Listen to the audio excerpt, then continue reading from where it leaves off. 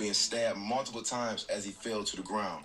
Both Duke and Crowder would flee the scene, leaving Enriquez clinging for his life. Police would be called, and Enriquez would be found face down, suffering from multiple stab wounds, and ultimately, he would be pronounced dead at the scene. Witnesses there who saw the entire situation unfold would ID both Duke and Crowder as suspects. And 2 days later, Crowder would be arrested, and eventually, Duke would be arrested also. Both men would be found guilty of first degree. You know what crazy though, Mark? He killed a 60 with a pyro, bro. That's crazy. Like out of all these killings that my dog done talked about, bro. This crazy hell to me because he killed a 60 with a pyro, bro. Man, these 4 o'clock mornings, these 4:30 mornings, bro, they getting easier by the day, bro. Hey, Mom, I ain't gonna count, man. Your boy is super tired. I just gotta keep it real with y'all, man. You know what I'm saying? I'm 30 days sober. You feel me? I haven't been intoxicated in 30 days. And if you guys knew my family history or my background, bro, you would understand why that is a major accomplishment for me. Also, me and my wife were 30 days meatless. You dig what I'm saying? We decided to basically take on the pesco lifestyle, man, the pescatarian lifestyle. If you don't know what that is, bro, that's when you replace meat with fish. You know what I'm saying? Your main source of protein is fish. And to be honest with y'all, I want to try to basically get to where I'm not even eating fish like every day. I'm not eating seafood every day. I want to get to where like I'm replacing like my meat with like chickpeas and black beans and things like that, bro. Because, man, like I see so many benefits from just turning down and cutting out meat, bro. And this weekend gonna be crazy though. And I know y'all like, Don, we want to get to the content, but man, I want to holler at y'all, bro, because I love y'all, man. Y'all my homies, y'all my partners, bro. I want y'all to know what I got going on, you feel me? But this weekend is Super Bowl weekend, Super Bowl Sunday. I already know my dad probably gonna grill out. My step pop probably gonna grill out. You know what I'm saying? I'm going both places to both houses. And I think I'm gonna tell Corner, look, we're gonna take our own food. You feel me? We're gonna make some salmon sliders, take some catfish, fried catfish nuggets, or fry some at my mama's spot or whatever. And we gonna stay with this pesco diet. Now, I'm not gonna lie. I may drink some champagne, I may drink some wine, bro, but I'm probably not gonna drink no hard liquor. I may have a what I like to drink. The seltzer thingamajig, you know, the White Claw. You feel me? But I'm not gonna drink no beer. I'm not gonna drink no hard liquor, man. You know what I mean? But yeah. 30 days though, bro. I know I can go 60, but I'm not even gonna try it since it's Super Bowl weekend. But 30 days sober, that means a lot, bro. It's all about clarity, man. Anyway, we back on the second reaction channel, man. And we gotta talk about the Rolling 60 Crips, man. Shout out to Nip. And they got my boy Cowboy on the top of the top, so I know it's crazy, bro. Anyway. Let's see what's going on, man. Boys in the Hood TV, sub that up, sub this channel, man. Get us to 100K. Get Boys in the Hood to a Milli Willie. You did what I'm saying, and we gonna keep going just like that. No cap, let's get it. I ain't lost none of my real homies to nobody but another 60. Ain't no enemies killed none of my homeboys. Justice for them. You become that's one crazy. when you kill one. Welcome to Boys in the Hood. That's crazy seeing Big U laugh at Justice for Nip. That's crazy. And we're gonna be talking about the Rolling 60s. Killed another Rolling 60 member. Now, no matter what coast, what state, what city, every gang is known to have eternal beef at some point in time. Now, the Rolling 60s is one of the largest black gangs in the city of Los Angeles. But with that size comes different personalities, which are bound to bump heads from time to time. Now, 6-0 has an extensive history with violence and murders amongst each other over the past decade. Hey, and I ain't got no Ghost either. I got an ice caffeine, man. You know what I'm saying? Ghost ain't sending the package through, but we're going to be back on Ghost tomorrow. Shout out Ghost Energy, man, for shit show. Now, the 60s are broken up into different sections. Front hood, the avenues, back hood, which ended up becoming overhills. Now, from time to time, these hoods have had disagreements, and one of the early deaths that will come from internal 60 beef was the death of well-respected 6-0 member Earl Wilson, a.k.a. Lil Looney. Lil Looney had multiple stays in and out of prison for various different crimes. Eventually, in the late 80s when he got out, he would be the man that would take the name from Back Hood and turn it into what's known now as the Overhills. And from here, he would take on a leadership role and go out and start recruiting real riders and real frontliners for the set.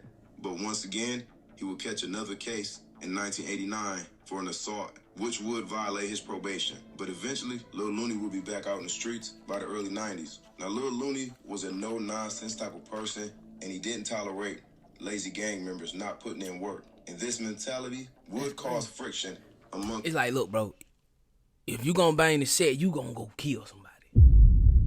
But, bro, I don't want to be no killer, Lil Looney. Do what I say! But Lil Looney, I don't want to be a killer. Lil Looney had them niggas in command. Lil Looney, I don't want to be a killer. Lil Looney, I don't want to be a killer. You know what I'm saying? It's crazy. Like what? Like, and I'm saying that because I really want to know, like, what is a lazy gangbanger? Like, what the hell is that? What does that entail?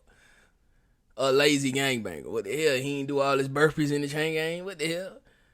I don't want to, Lil Looney. I don't want to do another burpee.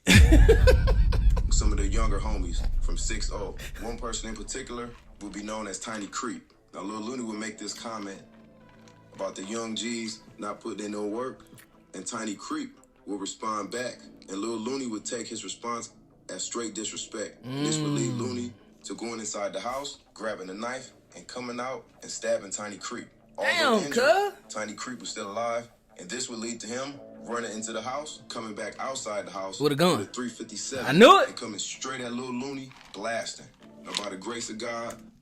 But Lil Looney, I don't want to be a killer. Like, what the hell, Lil Looney? Like, damn, bro. Damn, man, you wanna poke the man up cause he don't wanna do burpees and kill people, bro? Hey, Tiny Creek Tiny Creek said, okay. You bring a knife to a gunfight. Let's get going. Lil Looney would escape death this day and flee the scene. But eventually, cooler heads will prevail, and Lil Looney and Tiny Creep will patch things up. In the fall of 1990, on November... Ain't no way, gang. Hell no, bro. You done stabbed me, I done shot you, and we patching things up? Come on, man. I can't trust you, bro. Ain't no way, gang. Ain't no way this man finna, like, stab the hell out of me, then I go get a gun and shoot him and he don't die and we friends again. Man, come on, man. Stop playing gang banging or not, bro. That just don't make no damn sense to me. Nah, man. We can't. Folks. We can't even rock and roll like that, for sure. Number 28, Lil Looney will be gunned down, allegedly, by a fellow Rolling 60 member. Now, details on his murder are scarce, but one thing is for sure. The shooter was never arrested. Now, a decade later, violence amongst the Rolling 60 members would strike again. And in late December 2007, Rolling 60 Crip, by the name of Scooby, had a discussion with two other 6-0 members named Raymond Madden and Anthony Mitchell, also known as Tiny Scud Drag and Rampage. Now, Scooby had an issue with a known affiliate named Sheldon Summerhall, a.k.a. Baby Munchie, who was a dope boy. Now, Munchie sold dope out the Dorset Village projects. Baby Munchie. At the time. Now, Scooby took it. Baby Munchie, he probably a If gang, huh? I just did a reaction on Infant Munchie, like all these supposed to be like Munchie B little homies, right? Which one was Baby Munchie though? I don't know, but I heard in order to be a Munchie, bro, you had to be like that. You know what I'm saying? Like I heard Munchie B made it like he made it hard to be a Munchie. So if anybody named Munchie, cuz they like that for sure. With Munchie drug operation, and he felt that his business was causing other Roller 60 Crips not to make their own money, and he would go on to tell both Rampage and Tiny Scud that the situation needed to be handled. Now, whether or not he directly told them to handle the situation is uncertain, but on Christmas Eve at around 12 a.m., Baby Munchie was chilling at his apartment with his girlfriend, Monica Youngblood, when both Rampage and Tiny Scud could be seen knocking at the front door. Moments later, multiple gunshots can be heard as Rampage and Tiny Scud were seen fleeing the apartment with a shoebox in hand. Now, a fellow Rolling 60 Crip member named Darren Culpepper, a.k.a. Tank, who was standing outside, heard the shooting and would make his way to Baby Munchie's front door. He would knock on the door, but nobody would answer. But the following day, Tank would come back, but this time he would find Munchie and his girlfriend Monica both laying on the floor with gunshot wounds to the head. Now, eventually, Tiny Skull of Rampage will be charged with 2 counts of murder and ultimately be sentenced to life in prison without the possibility of parole. They missed their whole life for, gang. This game. They missed their whole life for, folks. That's crazy. Now, nearly a year later, the war between the 60s will continue on. Hold up, baby. Munchie was a roast. See, now I need y'all in them comments for sure, because I'm confused. I'm confused like hell. So it was a Crip named Munchie too? I thought all the Munchies come from Inglewood family, man. I thought Munchie B was like the biggest Munchie. And any Munchie up under that was up under Munchie B. Like, I'm confused like hell. So y'all, please, man, provide me a little clarity, because I need it, like, straight up. In September 2008, 2 Rolling 60 Crips, Wayne Gray, who was from Dime Block, and Columbus Campbell, who was from the Overhills, will get into a fight, and Wayne Gray will be left with a black eye.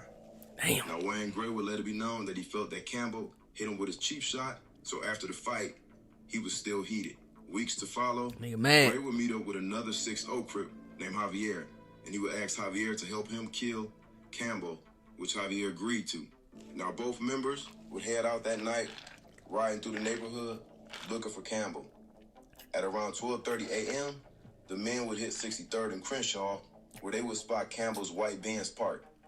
Inside that car was Campbell and a 16-year-old female named Cavette Watson. Javier would then put his car next to Campbell's car, and Gray would hop out. Hold up now, what the hell, Campbell, what you doing with a 16-year-old girl, bro? You look like you 45 going on 68. Now, some fishy about that now. Some fishy about you being a grown-ass man in the car with a 16-year-old girl that ain't no kin to you. Because if the girl was some kin to him, for sure my dog, Boys in the Hood TV, would have said he was in there with his niece or something. He's a 16-year-old female. He trying to, we know what the hell he was doing. It go down every day. Every day in LA that go down. So we know what the hell he was doing. And I bet they went and fired his ass up. Chamber and start blasting. Both Campbell and Watson will be struck multiple times, both being struck with fatal gunshot wounds to the head. Gray would then hop back in the car with Javier, and they would flee the scene. Police would arrive shortly after, and Campbell will be pronounced dead at the scene. That nigga was 39. Watson will be transported to the hospital, where later she would be pronounced dead also by doctors. Police would recover 11 .40 cal shell cases at the scene. Now, these 2 murders will go unsolved for years up until 2013. But before that case was solved, another Rolling 60s murder would take place. God damn, bro, they killing more 60 than Opps. Rolling 60 Crip, Victor Enriquez, and Jonathan Duke will get into a fist fight because Enriquez was going around claiming that Duke wasn't really from 60s because he never had a put on. And for those that don't know, a put on is simply meaning an initiation or being jumped in. But after this fight, things will take a turn for the worse. And word somehow started spreading around that Enriquez was a rat that had snitched on multiple Rolling 60 members, including his own brother. Oh, and my on God. October 17th, Enriquez, you wrong for that, gang. Outside an apartment with his homie. Now, across the street lived Rolling 60 Crip, Jonathan Duke, the same man he had to fight with. Now, Duke was standing outside with other Crips, but not just Crips. Also, a Fruiton Pyru named Alfred Crowder. Now, Palmer allegedly was also a victim of Enriquez snitching to the police. And because of Enriquez, Palmer spent some time in jail.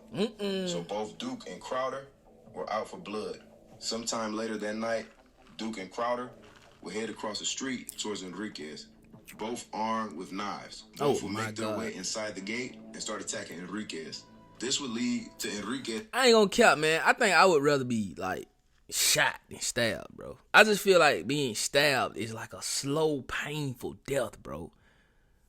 Like, comment down below, like, would you rather be shot or stabbed, bro? Me, I would rather not be nothing. But say for instance, if I could pick, like, say for instance, like, they were like, all right, bro, you either gonna get shot or stabbed. That's just how you gonna go out. I'd probably rather just get shot, bro. Like, getting stabbed, bro. I bet that's so painful, bro. Slow and painful, like, no cap. Because you got to bleed out.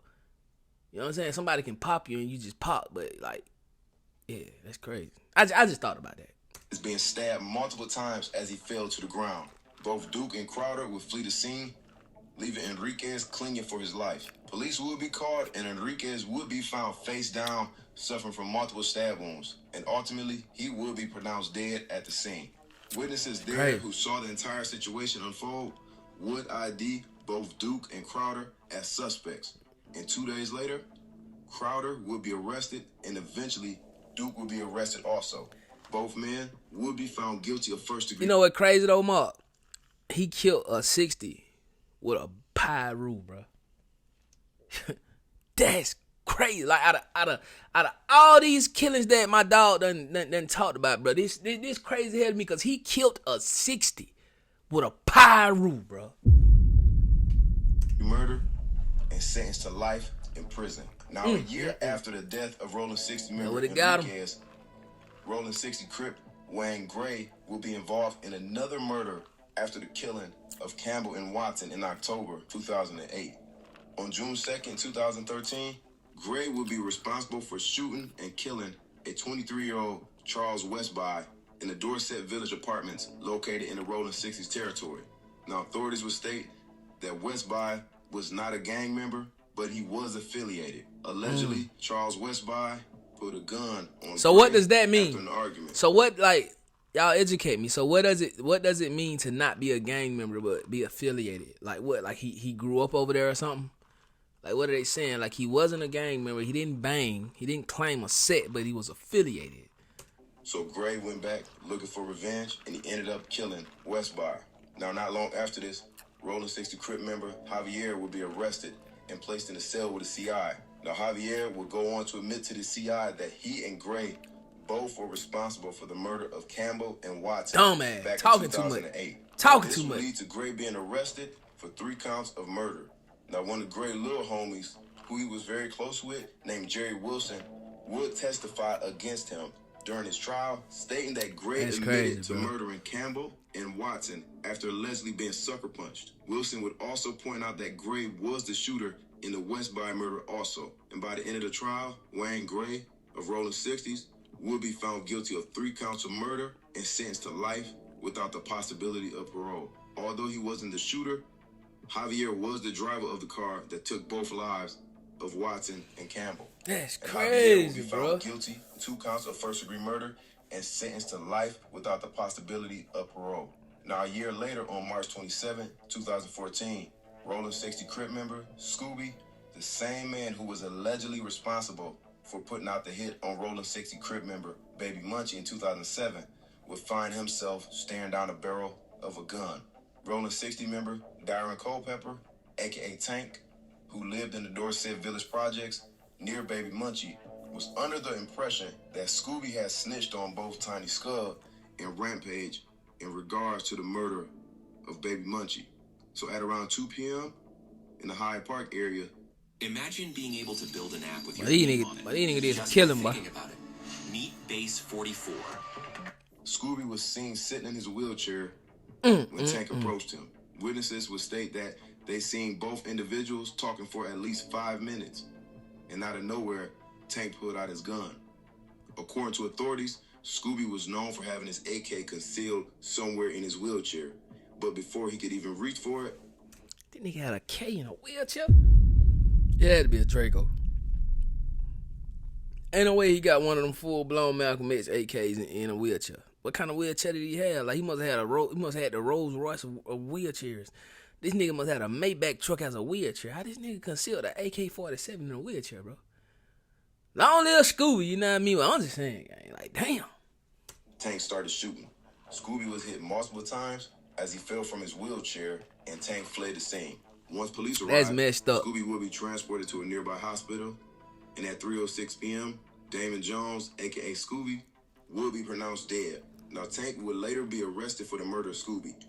He would eventually take a plea deal, and his charges would be dropped to voluntary manslaughter, which in the state of California carries 3 to 11 years. Oh, Now, 3 years would go by, he had the crib. Another Rolling 60 member would lose his life from a fellow 6-0 member. In 2017, popular Rolling 60 Crip Nipsey Hussle, along with his brother Black Sam, would open a weed dispensary called Marathon OG.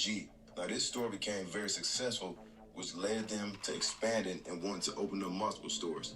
Not long after, they will be contacted by a store owner I ain't know about who's that. looking to sell his property. I ain't know about that, Nip. I ain't know Nip had a dispensary, man. That's dope. Now, this store owner claimed that he was being extorted by members of the Rolling 60 Crips, and he wanted to sell.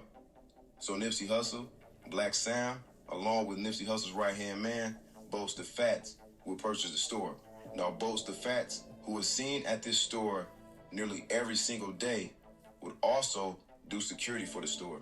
Now, this will cause That conflict nigga between owned the 60 store Crip and members did who were security. expecting to collect taxes from that store. Damn. But Boats the Fats wasn't going for none of it. And he would tell those 60 Crips who came to collect those taxes that they weren't getting paid. Now, it's alleged that at some point in time, there was a confrontation between Fats and Big U, and allegedly Fats put hands on Big U. I heard now, that. With all this drama I surrounding heard the that, bro. store and collecting taxes, it would only get... Is that true, though? They say Fats whooped Big U, too. They say he whooped him, bro. You know what I'm saying? Like, that's like Craig whooping Debo. You feel me? Like, that's what I heard. I need some clarity on that, though, folks. Get worse. On Friday, September 29th, Boats the Fats was allegedly waiting for someone to pull up to the weed dispensary. As Fats made his way outside, a light-colored sedan, window would roll down, and open fire. Fats was hit multiple times as he ran back into the store, where he would collapse. Stephen Donaldson, a.k.a. Fats, would be pronounced dead at the scene. Now, Fats' murder is still a cold case to this day. But according to the streets, the shooters were from 6-0. Yeah, now, over the I next heard couple that. years, I heard that, the folks. Rolling 60s would take one of their biggest losses ever. Yeah. Nipsey Hussle will be the next victim of a fellow 6-0 member. On March 31st, 2019, Nipsey would make his way to Slauson to his Marathon clothing store, as he always did. Some days he would be seen with his security, and other days Nipsey would be seen dolo Just chilling. by himself up at the store for on sure. IG Live. Like any other day, Nipsey was chilling, talking to his peoples, and taking pictures with fans who came to the store. At around 2:50 p.m., Rolling 60 Crip member Eric Holder, aka Lling, Shitty man, Cuz, along with his girlfriend, would pull up. Holder would get out the vehicle first and make his way up to Master Burger Shop. After ordering his food, he'd go talk to Nipsey Hussle. And that's when you'll see his girlfriend exit the vehicle next as she walks up to get a picture with Nipsey Hussle. And according to witnesses, Crazy thing is, bro, like, and we're going to talk about these after this, but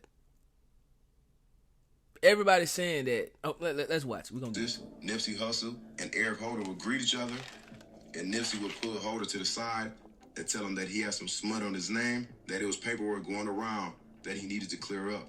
After the conversation, Eric Holder would go back to the burger shop to get his food before leaving. At around 3:15 p.m., Eric Holder and his girlfriend can be seen on camera pulling into a nearby alley near the Marathon clothing store. Holder would then put on a red shirt and exit the vehicle with 2 handguns in each hand. Nipsey Hussle at this point is still standing outside talking to his friends, when out of nowhere, Holder approaches them with both guns drawn and starts blitzing. He fired at every single person out there. Multiple people would be wounded, including Nipsey Hussle, who collapsed on the pavement. But before fleeing the scene, Holder would kick Nipsey Hussle in his head and then run back to the car where he and his girlfriend would drive off. Now, police and EMTs would arrive shortly after, that's sad, along bro. with Nipsey Hussle's brother, That's sad Black as hell, Sam, boy. who tried to perform CPR. But eventually, EMTs would transport Nipsey Hussle to the hospital, He died. where he would be pronounced dead.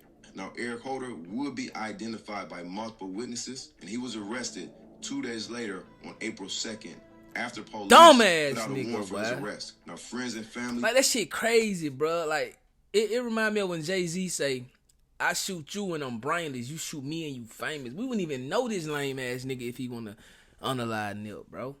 would hold a memorial for Nipsey Hussle in the days to follow. Now, Eric Holder, while behind bars, will be assaulted and be seen in court with a swollen and black eye. Beat By the the end hell of out the of trial, his ass. Eric Holder will be found guilty of first-degree murder Dumbass and 2 counts of nigga, boy. involuntary manslaughter. He was sentenced to 60 years to life in prison. Eric Holder, nigga that killed Nip, everything I love. He was right there on the same bus, and it's crazy because he's like, you Eric Holder? He's like, yeah, this shit went crazy. Everything I love. He got pissed on and some more shit, spit on. So as soon as we got to Delano, he covered in piss. They take him out first. They put him away, like, you know, he for sure PC. Now, of course, Rumors are that They pissed on this nigga. Go. Hey, Cole, you know how, bro, that's, yeah, bro, they peed on this man, gang. Man, I ain't gonna care. If I was locked up with him, I'd probably take me and get him a dookie bomb. Lame, man. this was a hit set in motion by Big U. I heard that. Who I was heard known that, to bro. have ties with Nipsey Hussle. I heard that, but at gang. some point in time, the two began to have issues, especially between Big U and Black Sam. From my understanding, old boy walked up with no shirt on first to check the scene. Yeah. Left. They say came back with a red shirt on. Yeah. And went right and started shooting. When the nigga come through the alley with a red shirt, that's the throw off, or the Bloods did it. If he Facts. was supposed to do a job, or somebody sent him, or whatever, he was supposed to hit that alley with that red shirt immediately. But he didn't do that. He came in and he wanted to check the scene. He wanted to make sure he wasn't getting into a shootout. I'd like Facts. to thank all y'all for I tapping believe in, that. and I'll see y'all next time. The teen years can be rocky, and growing up in a military family. And I believe that, man. Like, I ain't gonna cap, bro. Like, rest in peace to all them guys, man. You know what I'm saying? But you know the one about Nip, you know what I'm saying? That's the one that's the most famous one. You know what I'm saying? Other than that, the one about Fats, like Nip, homie, that one right there, was a famous one too. But I'm on some joint. Like, I don't even like. Why even join like the Rolling 60s, bro? If like that's crazy as hell. It seemed like most of them got unalived by them. You feel me? Like they can't be that big of a gang, bro. You know what I'm saying? Like I haven't seen any documentaries about Hoovers killing Hoovers, bro.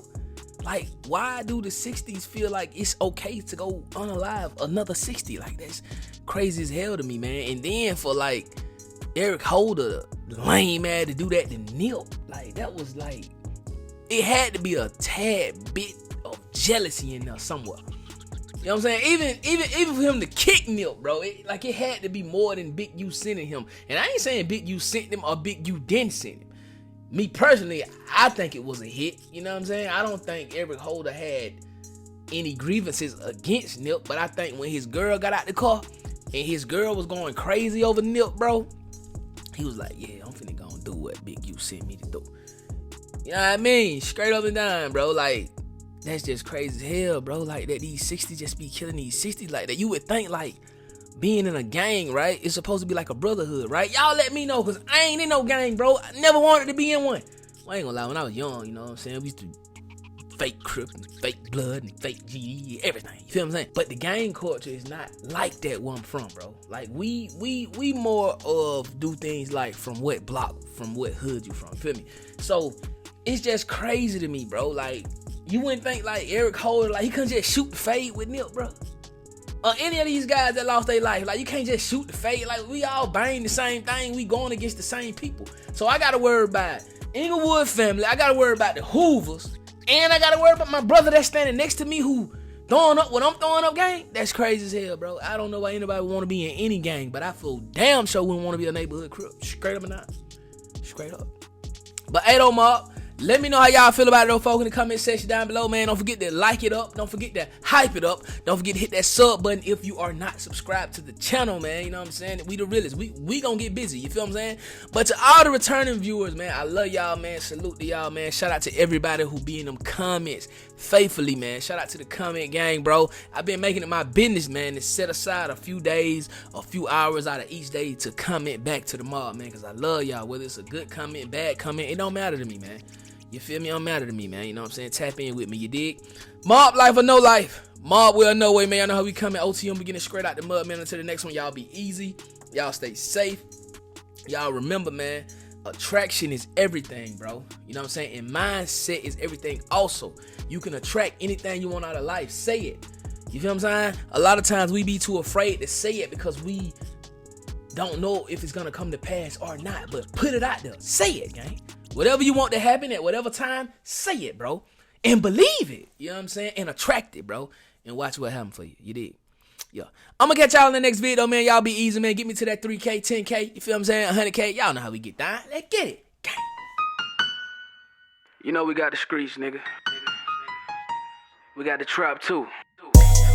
I say my trap doing numbers, I just bust another jug, got a player around the corner, hey. I say my trap doing numbers like that 05 summer, got a quarter pound on me, hey. The trap doing numbers.